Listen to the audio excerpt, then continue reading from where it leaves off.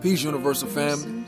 Now that you know what Yaqub represents, who made the devil, and who the made devil is, we will now discuss the ancient black history of why black people exiled the whites from Mecca into the Caucasus Mountains. Why do we run Yaqub and his made devil over the hot Arabian desert into the caves of West Asia, as they now call it Europe? What does it mean in the EU and RPE? What did the devil bring with him? What type of life did he live? Then how long before Musa came to teach them their forgotten trick knowledge? Answer: because they started making trouble amongst the righteous people, telling lies, causing them to fight and kill one another. Yaqub was an original black man and father of the devil. He taught them to do this devilshment. The root of civilization is in Arabia and the holy city of Mecca, which means where the knowledge and wisdom of the original man started when the planet was first found. We ran the devil over the hot Arabian desert. We took from them everything except for their own language and made them walk every step of the way. It was 2,200 miles. Now I want to pause right there, and I will give a historical analysis on these events. As I previously explained, Yaqub is not a man, it is an ideology of anti-black sentiment. This mentality emerged in the psyche of the black man and manifested itself as self-hatred and hatred for black culture in general. According to the mythology, the black and brown followers of Yaqub were exiled to an island on the Aegean Sea, and it was in isolation on the island of Patmos where the white race was manufactured. Yaqub established selective breeding and marriage laws. It also provided rules and regulations for every class within the society. This social order created a new standard of beauty that was the polar opposite of Mecca's. You see, in Mecca, they viewed themselves as being the children of God. And as being so, their black skin, or the darker their skin was, they considered that to be a blessing because they could absorb the sun rays. However, in this unlike society, the lighter complexion was elevated over the darker. And within 600 years, the grafting process was complete and the creation of the white man was a result. Now, what I intend to show and prove within these series of videos is three things. The first video I dealt with, showing and proving that the Yaqub theory uses mythological fiction to teach historical and scientific facts. I'm going to touch on that a little bit here as well. This one going to be more so focused on the second component. And this is dealing with the feud between Black integrationists and Black nationalists and its origin. You see, we see these things occurring here in America, and we think that it originated between people like Booker T. Washington and W.B. Du Bois. But in all actuality, the feud between Black integrationists and Black nationalists actually originated in Mecca.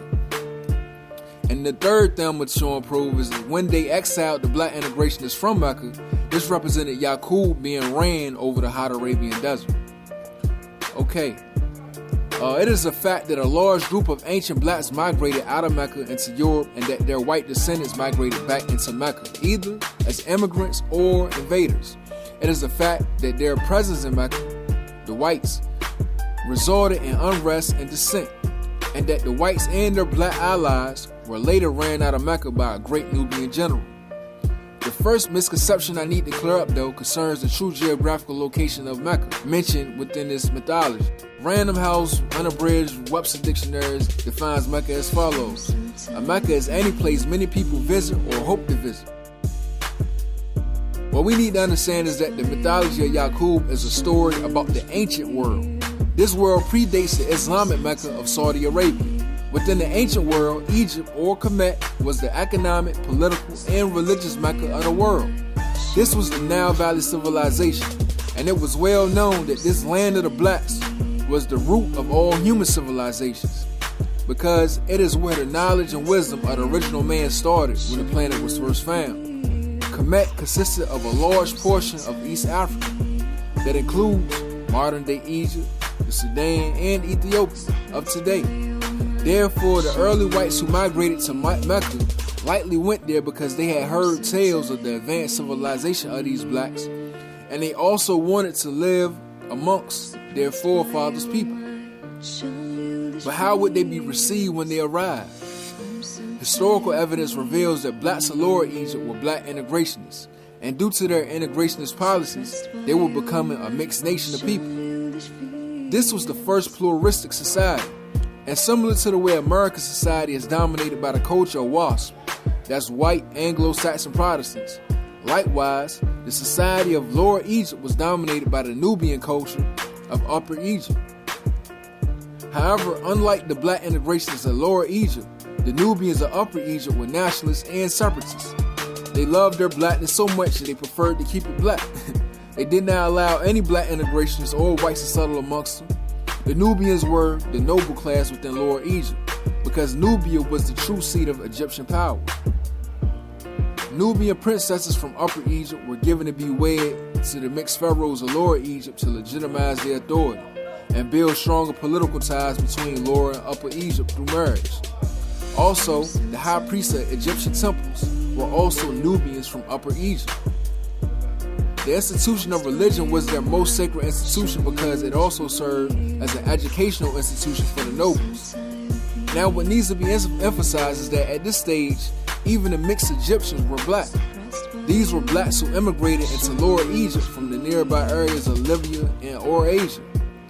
They began interbreeding with the blacks of Egypt, so none of these black people had ever seen a tribe of white people before.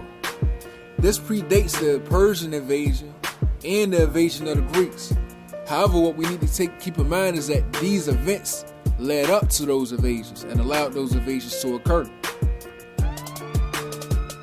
We must remember that this was a black nation, where God was depicted in the image of a black man, and the devil was depicted to look just like these pale-skinned people who now lived amongst them. I should also mention that within their mythology, the devil was depicted as a shepherd. Well, what about the albinos, some people may ask? The truth of the matter is, in Kemet, they had a tradition of hunting albinos during the festival, where they would go around, round them up, and slaughter their devil self, who was the shepherd and swineherd.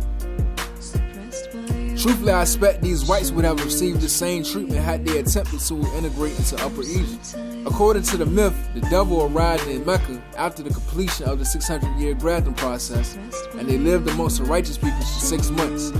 The myth says that the whites would tell a lie to their black neighbors, causing a problem, and then the whites would step in to mediate and resolve it. Eventually, tension among the blacks living among the whites got so high that the blacks began fighting and killing one another. After studying and conducting my own independent research to the best of my ability, I have not found any historical records that support the timeline given in this mythology. The closest account of a mass white migration into Kemet did not occur until the Hyksos invasion. Scholars have also called the Hyksos the shepherd kings and the children of Israel. Remember, in Egypt, their devil was identified as being a shepherd. And according to the Bible, Jacob, or Yaqub, later changed his name to Israel. Therefore, this implies that, the mythology of Yaqub is right in exact. The white race has long been viewed as the devil by blacks, shepherd kings, and the historical evidence also indicates that Yaqub was the father of the devil, as indicated by them as being identified as the children of Israel, aka children of Yaqub. As the mixed pharaohs permitted more whites and more foreign blacks to integrate into Lower Egypt, the land became more unstable, and many of the Nubians, separatists, began to move back home to Upper Egypt. The mythology states this white migration took place in 4085 BC, before Christ, or 9001 AC, Asiatic calendar. But from my research, I found that it took place between 2080 BC through 1525 BC. Although the mythology teaches that the whites lived amongst the righteous people of Mecca for 6 months, the historical records do not support this. According to historical records, they tell us the whites inhabited Lower Egypt for almost 600 years. In fact, the Hyksos didn't just live in Egypt during this period, they also ruled Lower Egypt, establishing the 13th and 16th dynasties. Now the Bible says 1,000 years is equal to 1 day for God. Could it be that 600 years is equal to 1 month for the messenger? These are the questions I ask myself as I seek better understanding of the allegory. Neither the differences or similarities stop there. According to the mythology, after 6 months of living amongst these whites, it created so much unrest and disruption in Mecca that a general by the name of Mukmuk was dispatched with an army to run these devils to the Caucasus Mountains. However, General Mukmuk didn't just exile the whites from the Mecca, he also exiled the blacks who fell victim to the devil's divide and conquer tactics. Historical records do confirm that many of the whites were run out of Lower Egypt at the end of the 13th dynasty, and that these whites settled in the areas of Palestine and Syria. But I was unable to locate any information on anyone by the name of General Mukma. The closest historical figure I could locate was a great Nubian general and ruler from Upper Egypt. He began his war campaign against the whites and those integrationist black pharaohs at the border line between Upper and Lower Egypt. He then marched his army and the captives over the hot Arabian desert, which is in the east of Egypt. This desert is called the Eastern Desert. From there, they marched through Palestine and Syria, waging war against the remaining whites. And then he led his dispatch to Turkey and the border of the Caucasus Mountains, located in Western Asia. The distance from the border of Upper and Lower Egypt to the Caucasus Mountains is approximately 2,200 miles. The ancient Arabic order of nobles have rituals that reenact this historical event.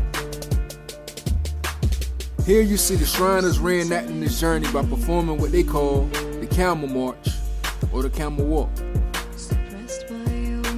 Thank you for watching part 2 of my Black History Month video. In part 3, I will reveal the name of the actual general, and I will explain his connection to Musa's decision to leave Mecca in search of the white man so he could teach them their forgotten trick knowledge that Yaqub once taught them while they was located in the Caucasus Mountains. I hope you enjoyed it, and please hit the like button, subscribe and share, and leave comments. It's been a pleasure. Peace.